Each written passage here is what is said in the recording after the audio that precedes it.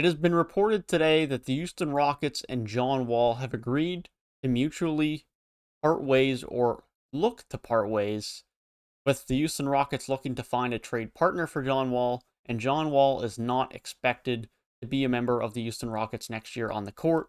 He will report to training camp, but he will not play in any games for the Houston Rockets next year, which to me projects, as I mentioned in my Kevin Porter Jr. video that I released this morning, pre this report, that Kevin Porter Jr. is who the Houston Rockets want long term at the point guard spot.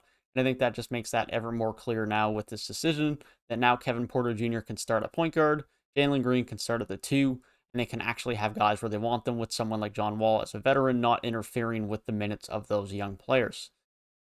But on that note, I do want to talk about what this means for John Wall and what the actual likelihood of him being traded this season is.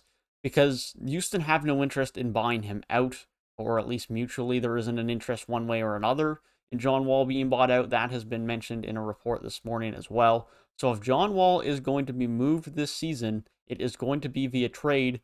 And note that John Wall still has 2 years left on his gigantic deal that he signed with the Wizards.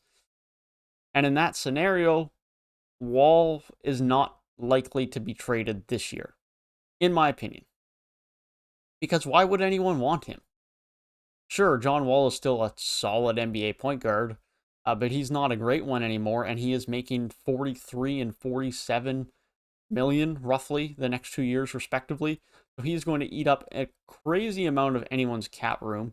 The only team that isn't in negative cap space right now is OKC, and I don't think OKC are going to be willing to take him on because it is for 2 years and not one. And that can be said for every other team in the league because his cap hit is going to negate any team's potential cap space for next year's free agency and any flexibility that they may have with trades just due to the cap space. And so that is not something that many teams are going to be interested in until maybe next year, when then at least at that point, he's not affecting next year's free agency. You can acquire him next offseason, have him for a year as an impact guard off of the bench or as an extra guard in your starting lineup. And then you don't have to worry about him after that and him impacting your flexibility moving into the next year's offseason. The only thing that makes any bit of sense to me at all is John Wall potentially going to the Philadelphia 76ers, Ben Simmons being flipped to Houston, and Houston tacking on a young player and a bunch of picks to Philadelphia. Because John Wall isn't offering that much value, but nonetheless, Philly need a guard, right? And so I think that's one of the few teams that would actually say, okay, maybe I'm actually interested in acquiring John Wall. The cap hit scenario doesn't really change for them too much because, sure, he's making a little bit more than Ben Simmons is, but it's on a lot less term. So it's not really changing things too much for them from a cap perspective. It really just depends how much else Houston would be willing to offer alongside John Wall, if they're even interested in such a trade at all, or if they just want to keep their young assets and not bet on Ben Simmons. Outside of that, I really don't see that many teams being interested in him or even having the capabilities to match the salaries to get him without giving up some star player. And so I don't expect John Wall to be someone that will be traded until he has a year left on his contract, similar with Kevin Love. So then, of course, you can make the argument, oh, sure, Kevin Love and John Wall can be traded for each other. And sure, they could be, but Cleveland have Colin Sexton, they have Isaac Okoro, they have Darius Garland. In what world would they want John Wall on their team? Similar to Houston, he's just taking up minutes from young guards. So there's no reason for them to bring him in. There just isn't really any scenarios in the league right now that really makes sense.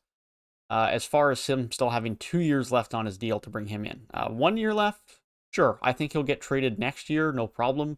But I think it's going to be tough this year, even with Houston giving up multiple first-round picks in any package, because that's going to have to be a given. They're going to have to give up some picks or some young assets to get him out. The only other team that I could potentially see him go to is a team that need a playmaker, that need a guard, and that is the Dallas Mavericks. And maybe you could see KP getting flipped to Houston. But Porzingis, in my opinion at least, would offer a lot more value than John Wall does. And so Houston would still have to package along quite a few picks to get rid of John Wall, just like they would in any other trade. And so that then just depends how much they value Kristaps Porzingis, how they value him on his current contract, and whether they would even want to retain him past that contract. So those are really the only possibilities I see contract-wise that kind of make sense for a potential John Wall trade. Even still, Dallas would have to include some more salaries in that trade, whether that be Dwight Powell or someone along those lines, which means Houston would have to return even more. Potentially Daniel Tice could go the other way, but even then you're just adding more salaries.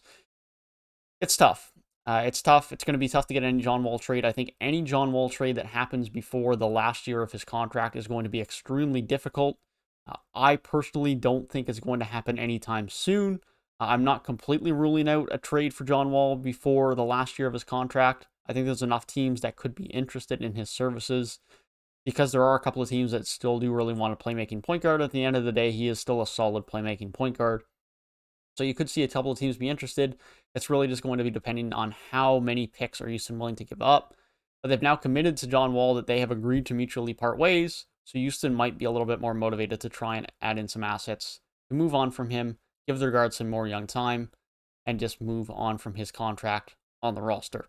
That being said, let me know down in the comment section how likely you guys think it is John Wall will be traded before he has 1 year left on his contract. It's a dicey scenario for sure. I'm hesitant to feel any bit confident that he will be dealt this year. But let me know down in the comment section below what you guys think. If you do think he will be dealt, let me know what team that you think he could be dealt to.